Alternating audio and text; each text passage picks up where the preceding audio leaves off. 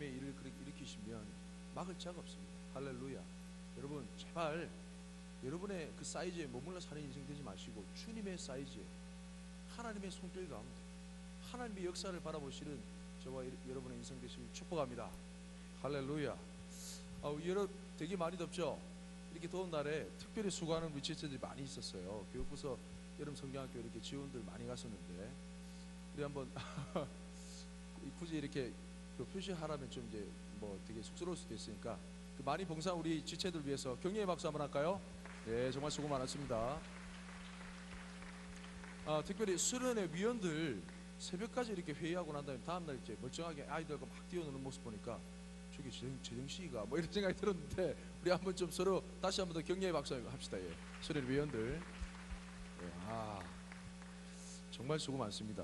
교육부서 담당하는 교사들마다 입에 침이 마르도록 우리 청년들 올해는 좀 다르다 그러면서 뭐 되게 지원이 많아서 되게 행복하게 철로 욕정 이런 거 하는데 코스마다 사람이 선 적이 없었대요.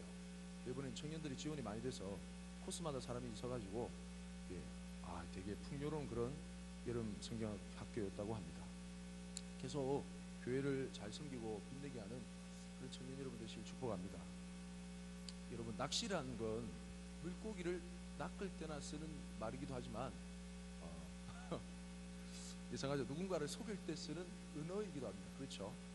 그 낚였다라는 표현은 상대방의 속임수에 제대로 당했다라는 표현으로 우리가 일반적으로 사용합니다.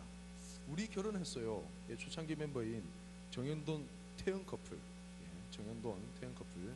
태국에서 열리는 소녀시대 콘서트를 응원하기 위해서 도니도니는 콘서트장 앞에서 열심히 아내와 처제들을 응원하기 위해서 이렇게 돌아다니고 있었어요. 거기서 소녀시대 첫 번째 태국 팬을 만나게 되는데 멀리서 김태연이란 또박또박한 글자를 이제 들고 있는 열혈 팬을 만나게 됐습니다. 오! 소녀시대 노래. 그러니까 갑자기 이제 지지지지 막 부르는 거예요. 그래가지고 이제 소녀시대 노래를 불렀고 서로 기뻐하면서 소녀시대 막 난리가 났어요. 완전. 그때 형들이가 침착하게 자기로서 I'm 그 태연이 허즈밴드 You know me? 갑자기 팬이 I know 이렇게 대답한 거죠. 신기한 듯이 형돈이가 이렇게 물어보는 거죠. You know me? How do you know me? 했더니 인터넷 이렇게 대답하는 거예요. 너무 대답을 잘하길래 좀 이상해가지고 약간 한국 사람 같은데? 그러니까 팬이 대답하기를 저 한국 사람 맞아요 이렇게 완전 낚인 거죠. 이처럼 우리가 살면서 알면서 당하게 되는 경우가 나중에 영상으로 보세요. 제가 영상 보여드리는데 알면서 당하게 되는 경우가 참 많은 것 같습니다. 오늘은 우리를 늘 속이고 넘어지게 만드는 사단의 전략에 대해서 좀 나눠볼까 합니다. 선한목자 교회 담임 목사님으로 계시고 제가 얼마 전 신임 초당들에게 선물해준 책이 있거든요. 그 책이 나는 죽고 예수로 사는 사람이라는 책입니다. 그 책의 저자인 유기성 목사님의 좋은 글이 있어서 좀 소개하고자 합니다. 잘 들어보세요. 흔히 사탄의 전략을 돈, 성, 권력 세 가지라고 말합니다. 문제는 이것은 이미 다 알려진 사실인데도 마귀는 상관하지 않는다는 것입니다. 그래도 통하기 때문이라는 거죠. 몰라서 사단에게 넘어지는 것이 아니라는 것이 정말 불편한 진실입니다. 이 글에서 목사님은 미국의 한 목회자를 소개합니다. 미국의 새생명교회 뉴 라이프 처치를 담임하던 테드 헤가드 목사는 사탄 숭배와 불신앙으로 가득 찬 도시 콜로라도 스프링스에서 25명으로 교회를 개척한 후 유명한 중보기도 사역을 통하여서 20년 만에 매주일 11,000여 명 이상이 출석하는 교회로 급성장시켰습니다. 그는 지역교회를 연합시켰고 지역사회도 변화시켰으며 콜로라도 스프링스의 200여 기독교 선교기관과 자선단체들이 모이는 도시, 미국 내에서 도시 크기에 비해 가장 안전한 도시로 만들었다는 평가를 받은 훌륭한 목회자였어요. 그는 평소에 설교를 통해서 동성애에 대해서 대단히 강하게 비판했습니다. 그런데 그가 동성애와 마약 복용한 혐의로 교회에서 경질되었습니다. 그는 이렇게 말했습니다. 충격적이죠. 사실 나는 음행의 죄를 지었습니다. 나는 속이는 자이고 거짓말쟁이입니다. 이 테드 목사님을 정말 좋아하는 사람이 많았거든요. 존경하는 사람이 많았는데 그 모든 사람이 충격을 받았어요. 이 소식을 들었을 당시 상당한 충격을 받았습니다. 유교선 목사님 말입니다. 제가 꽤 좋아했던 목사님이었기 때문이었습니다. 몰라서 죄를 짓는 것 아니고 남에게 가르치면서도 남에게 설교하면서도 그 죄를 자신이 짓습니다. 우리 스스로 이것을 경험하고 또 다른 이들도 그와 같음을 목격하는 것은 정말 죽을 맛입니다. 제가 이 글을 읽으면서 정말 제 가슴이 너무 아팠어요. 저도 그렇거든요. 알면서 하나님 눈 똑바로 뜨고 있으면서도 죄를 짓는 게 저의 형편이었기 때문에 많이 부끄러웠습니다. 알면서 당하게 되는 것. 여러분, 오늘 설교는 특별히 사단의 전략에 대해서 나누는데 저거 알아, 다 알지, 아는 것으로 만족해서는 안 됩니다. 왜냐하면 우리가 알지만 늘 당하기 때문에 그래요. 그런 플러스 알파를 가지시고 들으셨으면 좋겠습니다. 알면서 당하게 되는 것, 그것은 상대방의 속임수만이 아닙니다. 믿는 자들 늘 걸려지게 만드는 사단의 전략, 이 또한 우리가 알면서도 당하게 되는 안타까운 사실이죠. 외부적인 위협과 내부 공격을 잘 이겨낸 느헤미야 공동체는 이제 성벽 재건의 막바지를 달리고 있습니다. 느헤미야 6장 1절에 보면, 느헤미야 6장 1절에 한번 살펴볼까요? 6장 1절 살펴보면 산발락과 도비아와 아라비아 사람 게셈과 그 나머지 우리의 원수들이 내가 성벽을 건축하여 허물어진 틈을 남기지 아니하였다함을 들었는데, 뒤에 보면 그때는 내가 아직 성문에 문짝을 달지 못한 때였더라, 성문에 문짝을 달지 못한 때였더라 라고 표현되어 있는데, 성벽 재건의 완공이 임박했다는 뜻입니다. 왜냐하면 그때 당시 보통 성벽 건축의 마지막에 문짝을 달았기 때문이죠. 사역의 막바지, 온 힘을 다해서 열을 올리고 있을 그 순간 악의 세력들이 잠자고 있는 것 아닙니다. 환히 깨어있죠. 그 마지막까지도 다된 밥에 죄를 뿌리기 위해서 발악을 하고 있는 중이죠. 2절 말씀에 보면 호른 사람 산발락과 아라비아 사람 게셈이 느헤미야에게 사람을 보내서 느헤미야가 있는 예루살렘과 그들이 있는 사마리아 중간쯤에 있는 오너 평지 어느 한 마을에 만나가지고 우리 차 한잔 합시다, 이렇게 요청을 합니다. 이런 요청에 느헤미야는 내 코가 석자합니다, 바쁜 관계로 참석 못합니다 라며 단호히 거부하죠. No. 그럼에도 산발락과 게셈은 네 차례나 편지를 추가로 보내고 느헤미야는 일괄 거부합니다.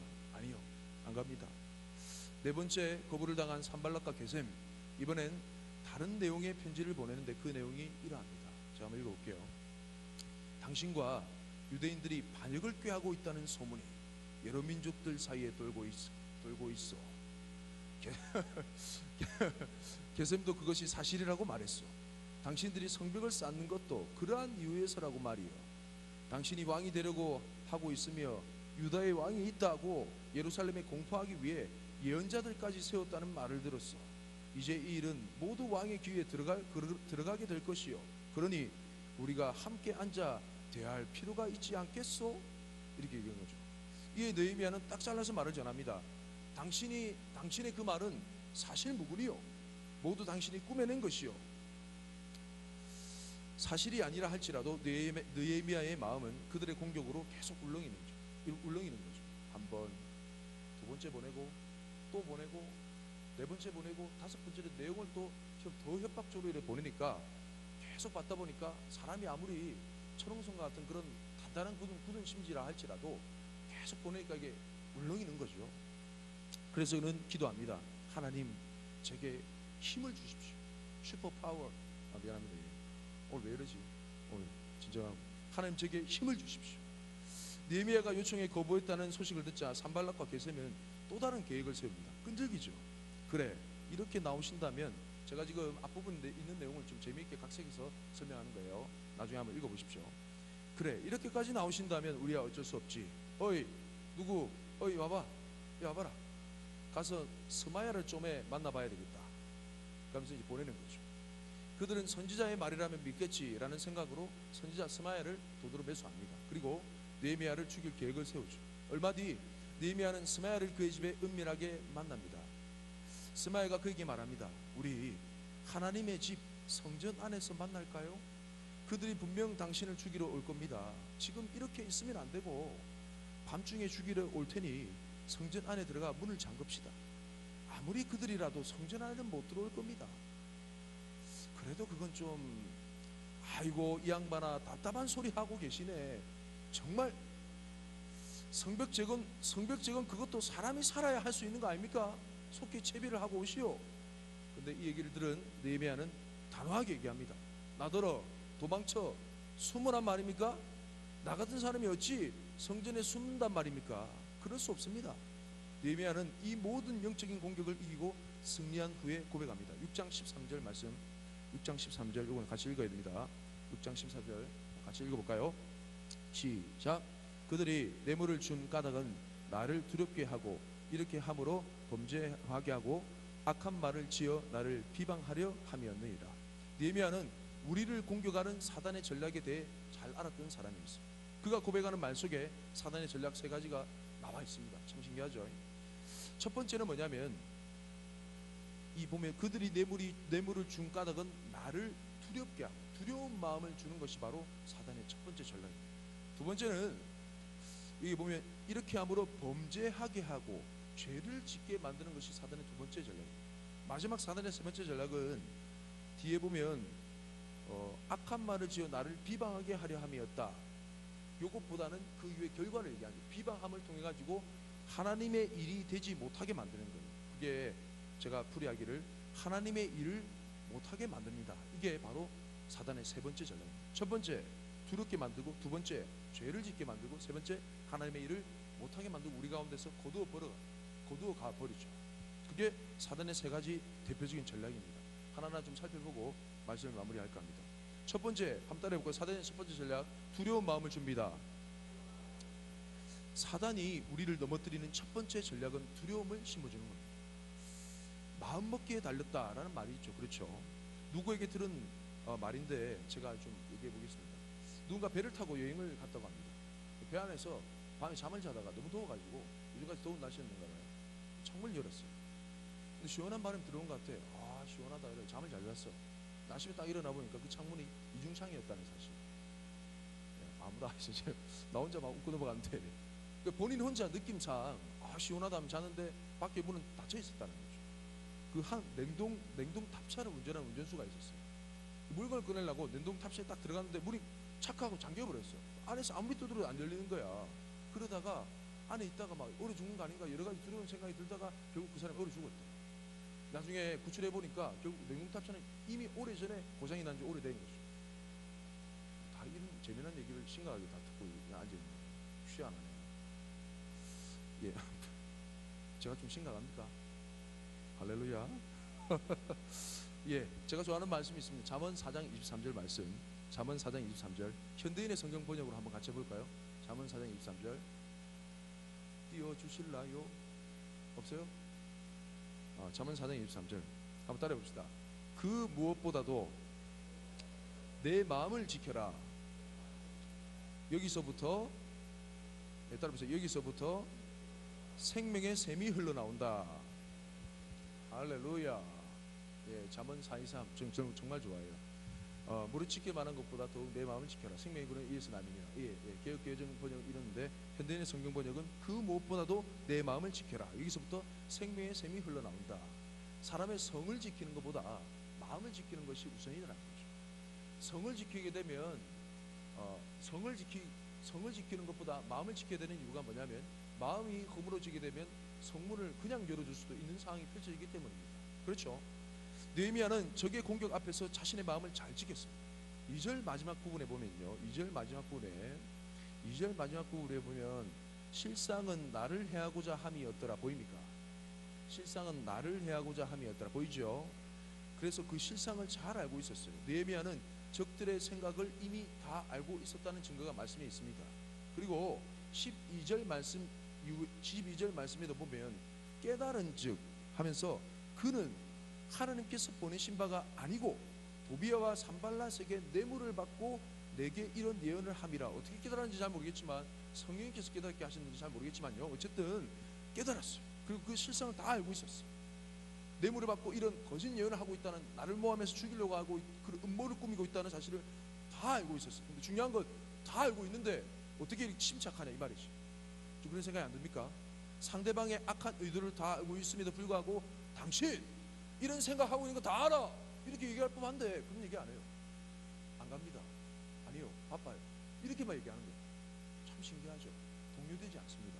그런 의미에서 저는 정치인들이 참 대단한 사람. 알잖아, 여당 야당 속에 어떤 공격거리를 다 알고 있고 어떤 생각이 다 아는데도 웃으면서 아, 예, 그러세요. 이게 저는 절대 안 돼요. 이게 막 흥분해가지고 지난 토요일도 감정이 휘둘려가지고 얼마나 주님 앞에 기도 많이 했는지 너무 힘든데, 당신이 이런 생각하고 있는 것 다 알지만 그 모든 걸 침착하게 다 누르고 마음을 붙잡고 그런 상황이 펼쳐지다 보니까 이 모든 마음을 다 내려놓고 저 사람들에 대한 심판에 대한 내용을 주님 앞에 맡길 수가 있다는 거죠. 느헤미야가 하는 기도의 내용을 보십시오. 하나님, 나를 두렵게 한 자들의 소행을 기억하옵소서. 할렐루야. 사단이 우리 마음을 계속 두렵게 하고 계속 소용돌이치게 만들려고 다가옵니다. 그럴 때 우리 마음을 지키게 된다면 정말 하나님 앞에 주님의 심판권에 맡길 수 있을 만한 침착한 기도를 여유롭게 드릴 수 있는 마음의 평화가 임한다는 사실. 할렐루야. 사단의 공격이 와도 마음을 뺏기지 아니하시는 저와 여러분의 삶이 되시길 축복합니다. 두 번째 따라해볼까요? 죄를 짓게 만듭니다. 사단의 두 번째 전략은 죄를 짓게 만드는 거예요. 사단의 전략 두 번째는 죄를 짓게 만드는 것입니다. 미국의 존 파이퍼 목사님, 미국의 존 파이퍼 목사님 바쁘죠? 정치 없네. 미국의 존 파이퍼 목사님은 경고한 기쁨이라는 매일 묵상 글을 올려가지고 저거예요. 저 앱이 나와 있더라고요. 경고한 기쁨이라는 매일 묵상 글을 올려서 많은 이들에게 영감을 주고 있습니다. 7월 25일자 참 신기하게도 이게 올해 7월 25일인지 작년 7월 25일인지 알 일은 없지만은 사단의 전략과 당신의 방어라는 글이 올라왔었어요. 바로 어제죠. 신기하죠. 우리 영혼의 가장 큰 두 대적은 그 글의 내용에 보면 이런 내용이 있습니다. 우리 영혼의 가장 큰 두 대적은 죄와 사탄입니다. 그리고 이 중 죄는 최악의 대적이라고 할 수 있습니다. 왜냐하면 또 다른 대적인 사탄이 우리를 파괴할 수 있는 유일한 방법은 우리가 죄를 짓도록 하는 것이기 때문입니다. 여러분, 우리가 마음을 다스리지 못하면 분별력을 상실하게 되고요, 좌우를 분별하지 못해가지고 결국 죄를 짓게 됩니다. 사단이 우리로 하여금 죄를 짓도록 끊임없이 유혹하는 이유는 뭘까요? 그것은 우리를 사단의 지배하에 두고 싶어서 그렇습니다. 우리가 죄를 짓게 되면 참수할 거리가 생기고 우리는 사단의 종이 되는 것이죠. 그 가운데 자꾸 이렇게 여러 가지 다른 생각들로 막 인해가지고 막 괴로워지고 막 그렇죠. 그렇게 되는 것이죠. 그렇기 위해서 죄를 짓게 만드는 것입니다. 사단이 우리를 마음대로 할 수 있는 유일한 길이 바로 죄이기 때문입니다. 만약에 느헤미야가 거짓 선지자 스마의 얘기를 듣고 두려워하여 성소에 숨었다고 한다면 그는 비록 암살당하지 않았더라도 스스로 범죄한 경우가 됩니다. 왜냐하면 그 당시 율법에 의하면 성소에는 제사장만이 들어갈 수 있었거든요. 그래서 앞부분에 이렇게 얘기한 거죠. 11절 말씀, 현대인의 번역, 11절 말씀, 한번 읽어볼까요? 시작. 그래서 나는 그에게 이렇게 대답하였다. 총독인 내가 어떻게 탈환할 수 있으며 나 같은 사람이 목숨을 구하겠다고 어떻게 성소에 들어가 숨을 수 있겠소? 나는 그렇게 하지 않겠소. 계속 띄워주세요. 계속 띄워주시고, 잘 보면 총독인 내가, 우리 개역개정 성경 보니 이런 표현이 잘 없어요. 근데 첫 번째는 자기에 대한 자의식이 총독이에요. 내가 수많은 사람들을 거느리고 성벽 재건을 지휘하고 있는 총독인 내가 어찌 감히 이 백성들을 위험 가운데 내버려두고 떠날 수가 있으며, 그렇죠? 두 번째는 나 같은 사람이, 이건 총독이 아니라 나같이 제사장도 안 되는 사람이 목숨을 구하겠다고 어떻게 성소 안에 들어갈 수 있겠냐, 이 말이죠. 이해가 되십니까? 분명한 자기에 대한 인식이 바로 있었다는 거죠. 할렐루야. 그는 제사장이 아닙니다. 나 같은 사람이 어떻게 이런 고백을 하며 성소에 들어갈 수 없다라고 분명히 그는 말하는 것이죠. 그렇게 말하면 그는 결국 범죄하지 않습니다. 그가 그렇게 고백할 수 있었던 이유는 하나님께 대한 기본적인 믿음이 있었기 때문이죠. 그는 하나님의 일을 마치기 전까지 하나님께서 자신을 지켜주실 것에 대한 확고한 믿음이 있었습니다. 할렐루야. 비록 성전에 숨지 않는다 할지라도 자기의 목숨을 사명을 다하는 그 순간까지 하나님께서 보호하신다는 확실한 믿음이 있었죠. 존 파이퍼 목사님의 말을 계속 들어봅시다. 사탄은 우리의 믿음이 굳건하지 않아서 상처받기 쉬운 그 시점에, 우리의 믿음이 약해져서 상처받기 쉬운 그 시점에 우리를 사로잡기 원합니다. 사탄은 그의 악한 시도들을 물리쳐 버릴 수 있는 우리의 무기들, 이 번역하기가 좀 어렵죠. 이 번역이라서 그래요. 그의 악한 시도들을 물리쳐 버릴 수 있는 우리의 무기들을 파괴하는 것을 당연히 원합니다. 소위 말해서 그 사단의 그런 계계를 물리칠 만한 우리의 영적인 무기들을 파괴하기 원한다는 거죠. 그래서 베드로는 믿음 위에 굳게 서서, 어떻게 희한하죠? 통했어요. 인도장님. 이 말씀 방금 맞죠? 찬양인도 마지막 기도 제목 할 때 다른 사람 기억 안 나요? 믿음에 굳게 서서 그를 대적하라고 말하였으며, 바울 사도 역시 믿음의 방패가 악한 자의 모든 불화살을 제압할 수 있는 무기가 된다라고 얘기한 것이죠.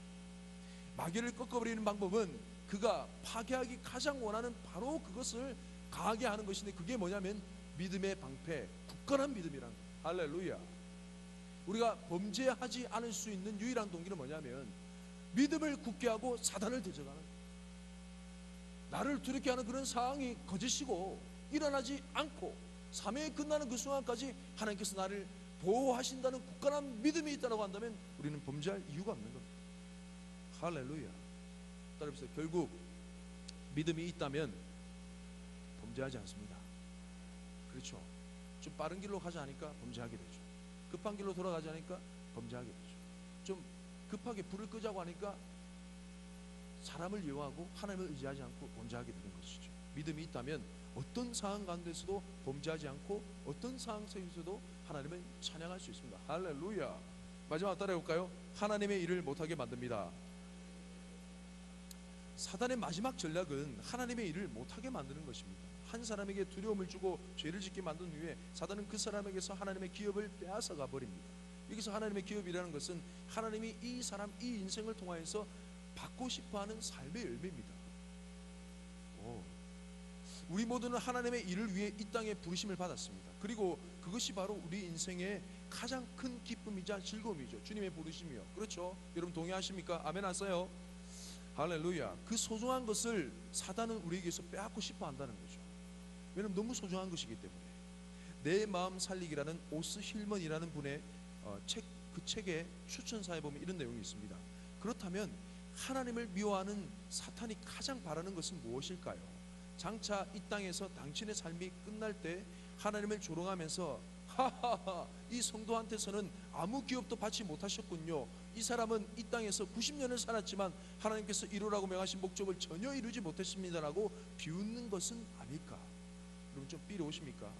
성벽재건의 막바지, 문짝만 달면 되는 끝나는 순간, 중요한 순간, 마지막까지 원수들의 공격이 계속되는 이유가 뭘까요? 끝났잖아요. 완전 끝났어요. 문짝만 달면 끝나는 거야. 그 마지막까지 죄를 뿌리려고 원수들이 달려드는 이유가 뭘까? 그것은 이렇게 공격하게 되면 결국은 놀랍게도 그 손에서 달려가는 그 문짝을 내려놓을 수 있는 역사가 일어날 수 있기 때문에 사단이 달려든다는 거죠.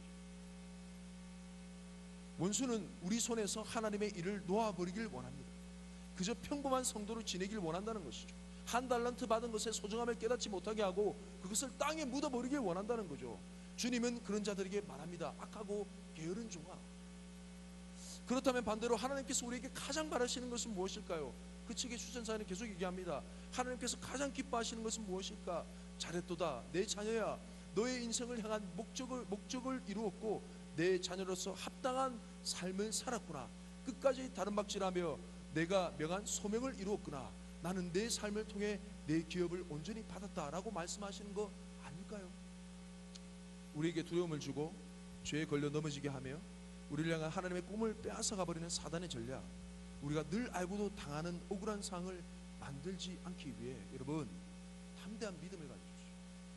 할렐루야. 여러분의 마음을 끝까지 붙잡으십시오. 들고 가다가 자꾸 손이 힘이 떨어져. 그런 순간에도 악착같이 여러분의 마음을 붙잡으십시오. 굳건한 믿음 가운데 거하십시오. 여러분 지금 여러분 삶 가운데 문짝만 달지 못하는 하나님의 일이 있습니까? 주저하지 마십시오. 그 마지막 순간에도 여러분을 우는 사자와 같이 노리는 사단의 계기를 믿음의 방패로 물리치시고 마지막 문짝을 달아 하나님의 기업, 하나님이 받으실 만한 열매를 주님 앞에 올려드리는 저와 여러분의 인생 되시길 축복합니다. 할렐루야.